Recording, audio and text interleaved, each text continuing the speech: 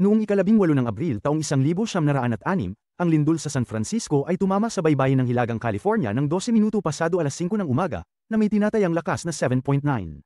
Ang lindol at ang sunod na sunog ay pumatay sa tinatayang 3,000 katao at nag-iwan ng kalahati sa 400,000 residente ng lungsod na walang tahanan.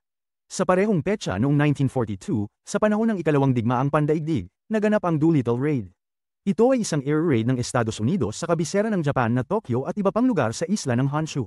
Ito ang unang air operation na tumamas sa kapuluan ng Japan, na nagsilbing pampalakas ng loob para sa Estados Unidos, habang nagdulot ito ng pagbawi ng Japan sa kanilang mga puwersa para sa depensa ng kanilang sariling bayan. Noong ika-18 ng Abril taong 1980, nakamit ng Zimbabwe ang kanilang kasarinlan mula sa United Kingdom. Ito ang nagmarka sa katapusan ng malupit na digmaang sibil at sa simula ng paghahari ng karamihan, na may Robert Mugabe bilang unang itim na punong ministro ng bansa.